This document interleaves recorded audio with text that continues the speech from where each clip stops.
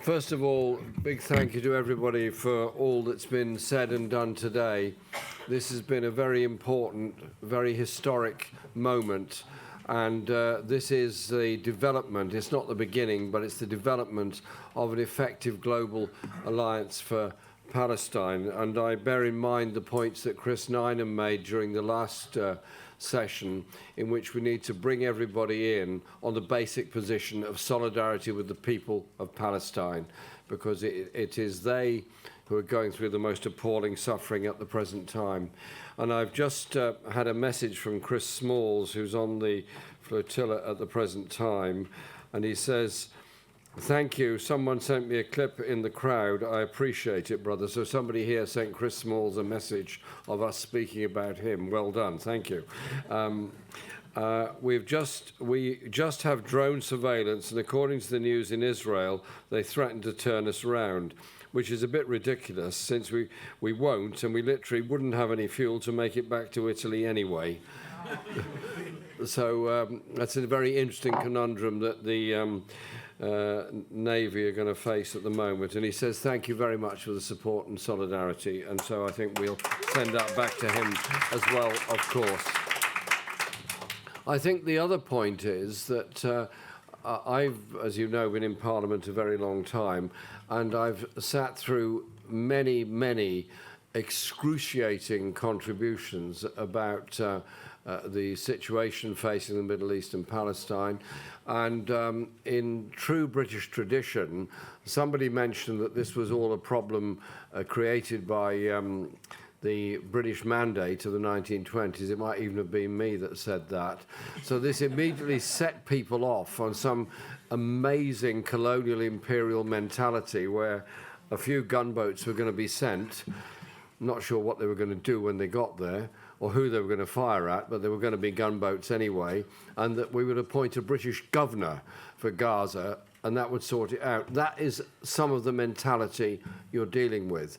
And so I think we should always be quite cautious of being dragged into debates about what the future delineation is of Palestine, of the structure of it, of the type of society it is, and the type of constitution or whatever develops from it. That's not our business. Our business is of solidarity with the people of Palestine at the moment trying to survive against an onslaught encouraged by the world's richest and most powerful nations and richest and most powerful arms dealers that are killing thousands and thousands of Palestinians day by day. Our simple solidarity is with the Palestinian people trying to survive, and I think we have to make that very, very clear. There's also this approach of two things, really. One is dehumanizing the Palestinian people, and that is happening all the time by the sort of rubbing out of Palestinian history, rubbing out of Palestinian culture by much of the media. And so whilst we in this room probably inform ourselves by Al Jazeera, other global channels, sadly, an awful lot of people, both in this country, the USA, and across Europe, but particularly in Britain and the USA, inform themselves through GB News, Fox News, and so on, where they're getting an incredibly weird representation of what's going on. And it is frankly racist towards the Palestinian people, much of the presentations that be done. That has to be challenged by clever use of social media, clever use of our own YouTube channels and everything else. It can be done, but it's very, very hard work. And there are opportunities to build that international alliance. And on the 20th and 21st of September, the Peace and Justice Project annual conference is taking place, two-day conference. The Saturday will be exclusively directed towards international affairs. Laura Alvarez over there, wave Laura please, is the International Secretary of the Peace and Justice Project. So if you're not already signed up for the conference, please sign up, please come along. It's a hybrid conference, so last year we had 25,000 people following the conference that's online. Mustafa is speaking either in reality or Zoom, I'm not sure. It depends on how he gets on with the Allenby Bridge, I think, isn't it?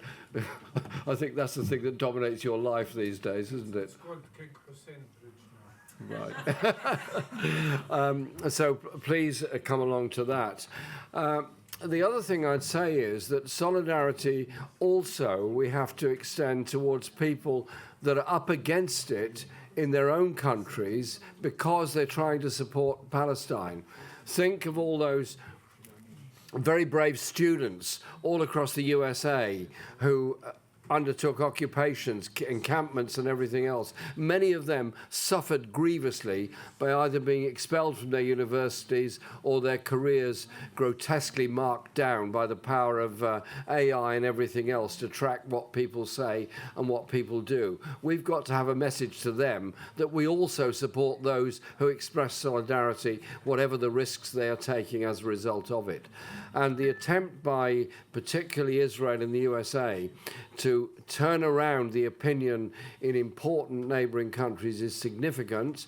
Look at the attacks that have taken place against people in Cyprus that have opposed the use of the UK bases there at Akrotiri and Dhekelia, that have monitored the flights that have gone on, and the very strange statement that David Lammy made in response to a question was that there was no sharing whatsoever of any military information collected by the RAF with the Israeli military that has been picked up from the flights over Gaza. Well, if that's the case, what on earth are those flights for?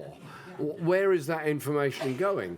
So I asked a further question to him saying, well, if that's the case, fine, thanks. Will you therefore provide all that information, put it in the hands of the International Court of Justice and the International Criminal Court? Because they may well need this information to assist their prosecutions. He said, absolutely not. It's all confidential information. Call me a skeptic, call me what you like, but I do not believe that the use of RAF bases is an innocent action by the British government. I believe it is totally part of supporting the IDF war machine against the Palestinian people, and I will continue to say that. And so the last thing I want to say before I hand over to Mustafa is that we need an international day of action. We need to agree a date on it. It needs to be soon, but soon enough that we can organise properly for it and make sure it truly is a global day of action.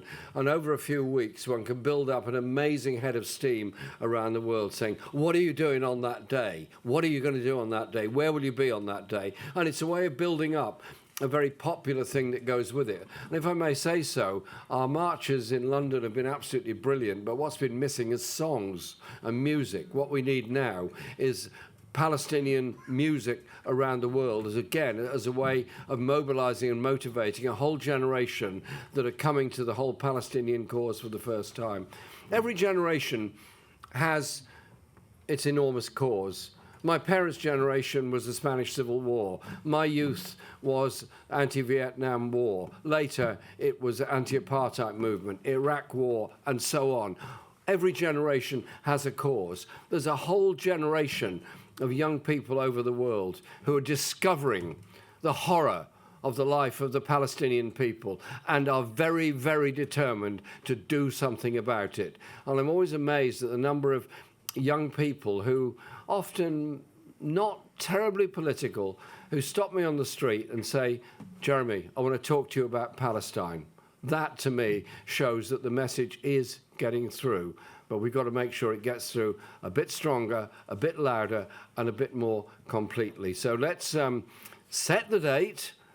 I'm not going to do it for you because it's not my place to do that. Set the date by agreement as quickly as we possibly can, circulate it all round, and then we'll go forward. I want now to stop there because I've gone on too long, and thank you all for your attendance. Thank everyone for the huge amount of work put into arranging this conference, and I'm looking forward to developing that message in South Africa when Mustafa, myself and others go to South Africa at the end of September as a way of building that solidarity. Because remember, South Africa, Colombia, Malaysia, Indonesia, and every other country that's joined the Hague Group is under the cosh and threats from the US administration on tariffs, on trade, on individual sanctions, on personal sanctions and so on. And we should just send out our solidarity to those that have been personally abused and sanctioned. And of course, that must include Francesca Albanese for all the amazing work that she's done in support of the Palestinian people. I hand over to my good friend, Mustafa Barghouti.